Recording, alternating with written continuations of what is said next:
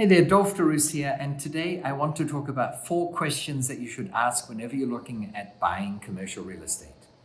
And the first question is, what is the purchase price of this building? Of course, you need to know that. We need to know what we're talking about. You need to know, is it $500,000 or $1 million?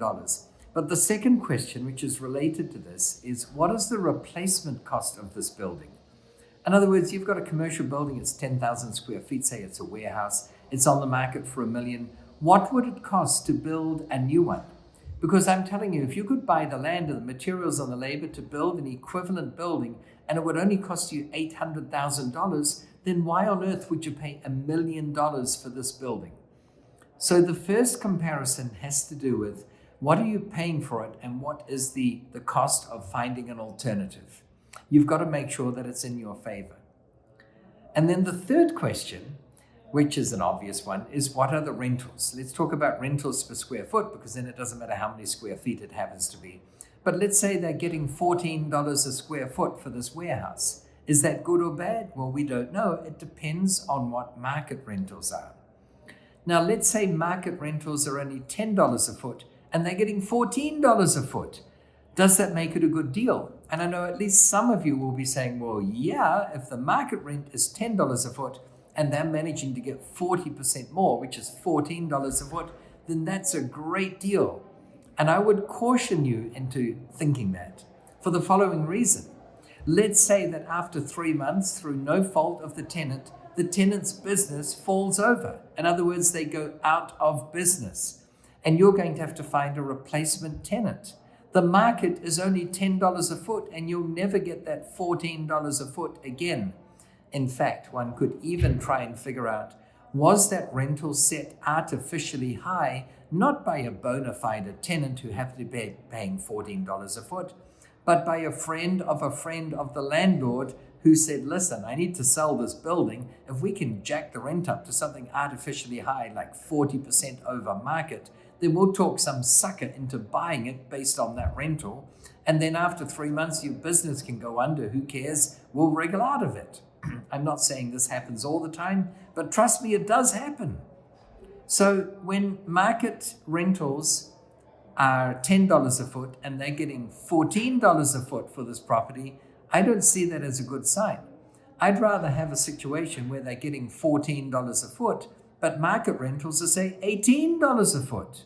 Because then you know that if you acquire this building, at the next rent review, you should be able to bring the rental up to market. Or even if the tenant opts not to renew the lease, say the lease has come to an end, then because the market rentals are $18 a foot, you should be able to rent out this place in the open market at $18.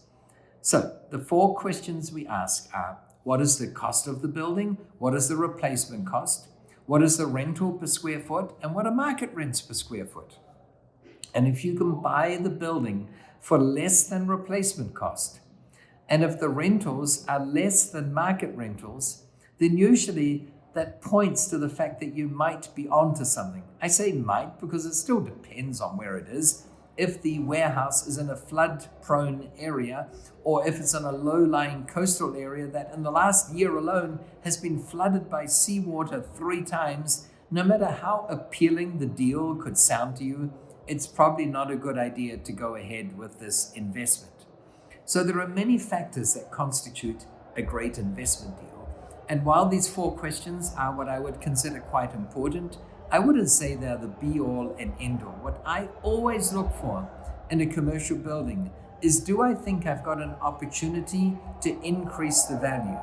And how much increase the value? Well, there are 101 ways of massively increasing the value of any property, residential, industrial, hospitality, commercial. Way more increase in value than the cost of making whatever change you have to make to affect that increase. That's one of the things I love about real estate. You know, you've got a home, a 3-bedroom home. By building an extra bedroom and turning it into a 4-bedroom home, the cost of that addition might be $30,000, depending on size and materials and area and all that sort of thing. But by doing so, you could increase the value by $50,000 or $70,000 just by painting a house, or a commercial building for that matter. It might only cost $2,000 or $3,000 to paint, but the perceived value and therefore the sale price would go up by $30,000. All right, or you might have trouble getting a tenant for a commercial property, but just by painting it, the interior or the exterior, or putting some awnings on it, you can increase its appeal, and then suddenly you find you've got a tenant. And you might think, well, that wouldn't make much difference to a factory or a warehouse, but many commercial premises aren't used for factories or warehouses, where I admit the looks aren't that important. If it's a coffee shop or a restaurant or a flower shop where they sell, freshly cut flowers, the looks of the building is going to have a massive impact. So just repairing broken windows and putting some flower beds in, and repairing the concrete path leading up to the front door and putting lighting on it so that at night it's lit up beautifully. And even if it's closed at night, people driving by say, oh, wow, look at that, honey. There's a new flower shop there. Someone might say that as a hint for their spouse to go in there and buy some of what they sell. Who knows? But the thing is, by doing nothing, you won't change the value of anything. And I love it that with real estate, especially commercial real estate, you can get creative and start to change the value of the very things that we're talking about. And it's this changing of value that gives you so much scope for creativity. Now, I always say that when you have a creative mind, you can run rife with real estate. In fact, some of you know my background is electrical engineering. I studied electrical engineering for 8 years, not the easiest course around. I ended up getting a PhD in it. And people often say to me, but Dolf, you don't work as an engineer. Wasn't that a monumental waste of time? Wouldn't there have been better training to get into commercial real estate? And I dispute that, because when you think about it, most of the things that you can study are analysis subjects. You analyze what's there. If you study English, you take a sentence, amongst other things that you do, and you pull it to pieces and say, this is the subject, and this is the verb, and this is the object, and you label them, and then you put it all back together again. When you study history, you study what's happened in the past and pull it to pieces and label it and then consider it. Chemistry, physics, maths, you study what's there, pull it to pieces, look at the components, the molecules and the atoms or whatever it is, the formulae behind it, and you put it back together again. So most things are analysis subjects, but there's a very small number of things that are not analysis subjects, but rather synthesis subjects, where you create something. Sculpture is a synthesis subject. Creative writing, synthesis. Architecture is synthesis. You're creating something out of nothing. And believe it or not, engineering is a synthesis subject. Here's the problem, find the solution, right? We want to send a man to the moon. Well, we have to overcome the gravitational force of the earth. You need to know the formula. You need to come up with new propulsion systems that can let us escape from the earth's gravitational pull. That's perhaps a weak example from a long time ago, but I still think that landing on the moon was one of the great achievements of mankind. And now we're looking at going to Mars and other places. But it all requires creativity. And in that sense, when people say, what a monumental waste of 8 years to study engineering, especially if you don't end up being a practicing engineer for every day of your life, I dispute that, because they say, no, I had 8 years of training on how to be creative in just about anything.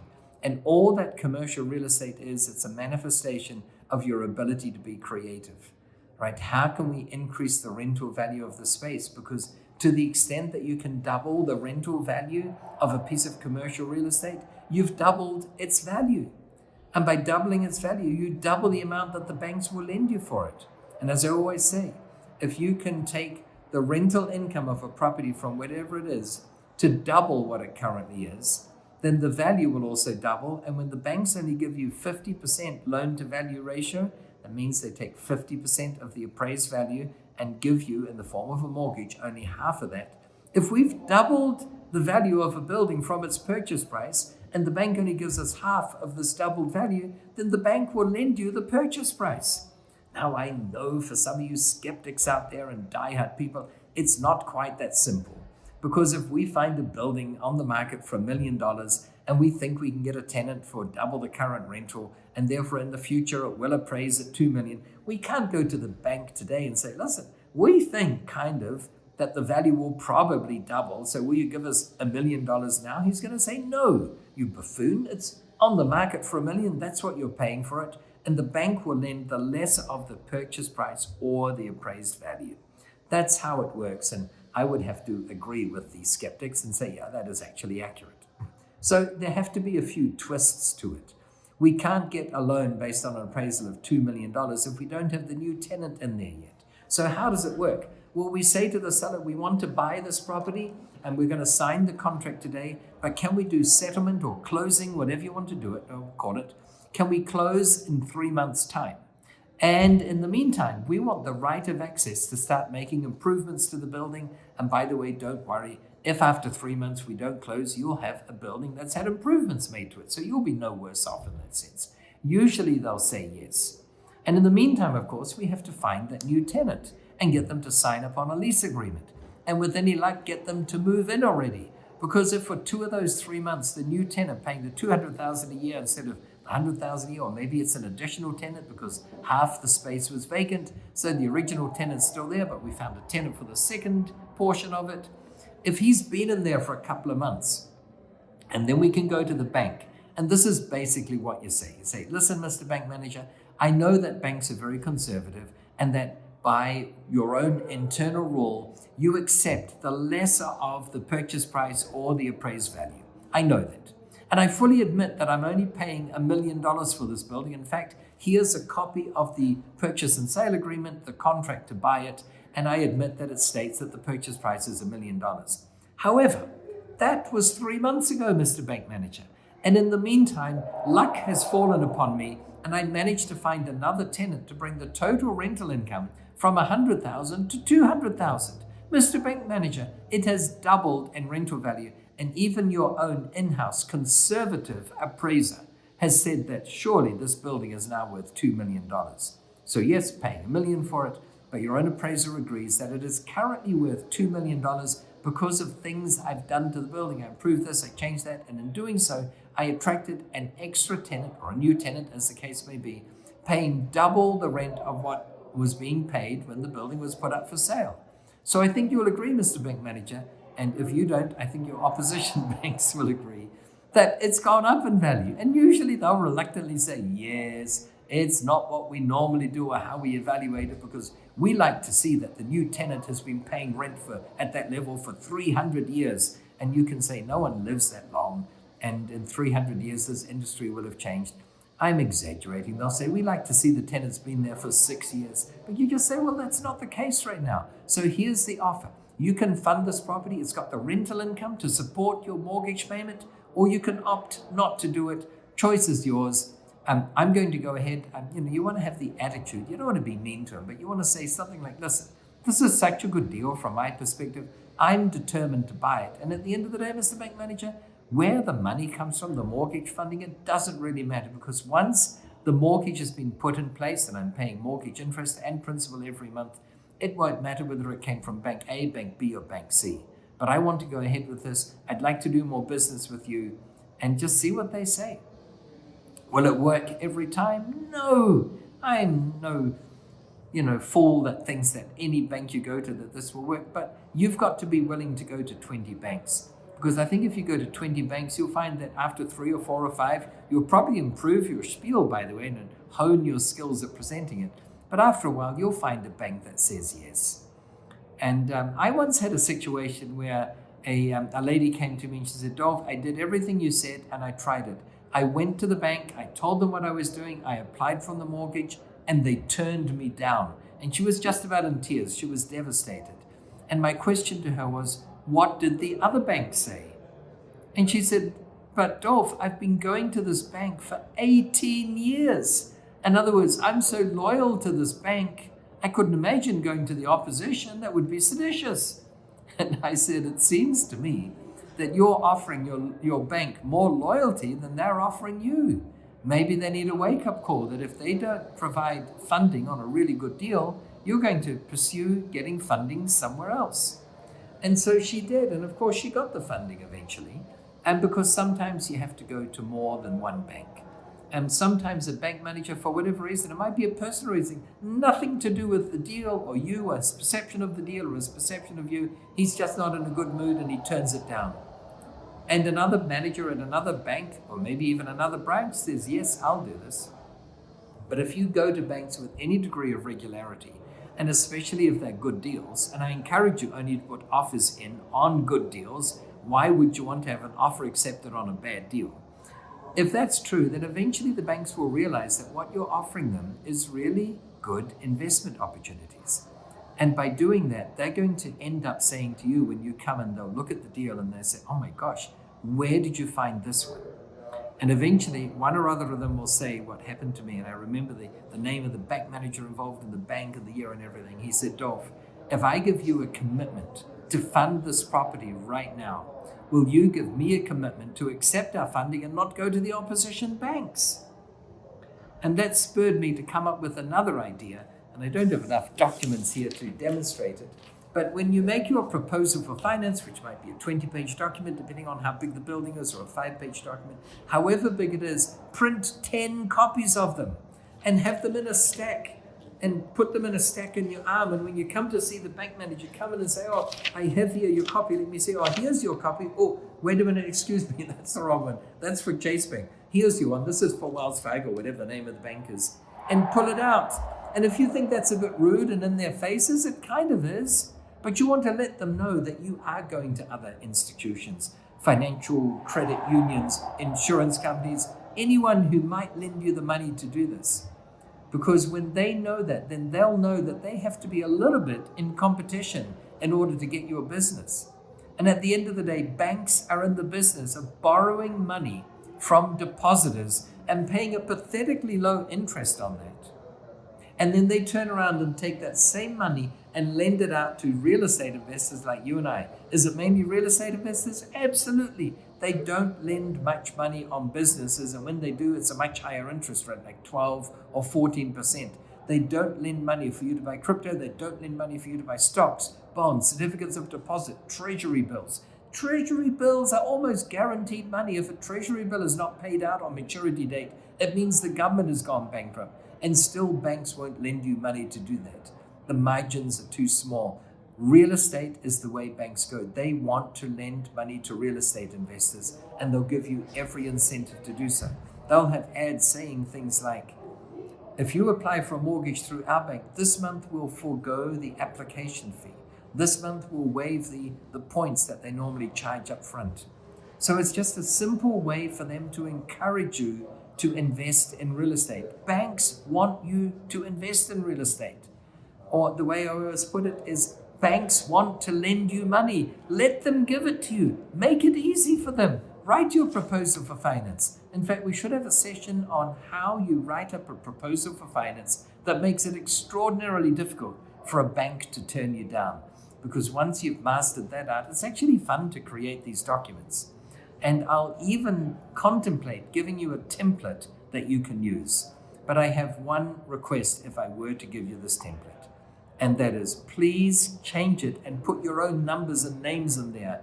There was a period of time where about once a week I'd get calls from bank managers all over the world saying, I've had another one of your students apply. And I'd say, well, how did you know? And they would say, well, they used your template, but they forgot to change the name. They used the name of the property that Dolf used in the example. They used the numbers that Dolf used. And that won't help you get the mortgage funding if you can't even personalize it to the property that you're looking at buying.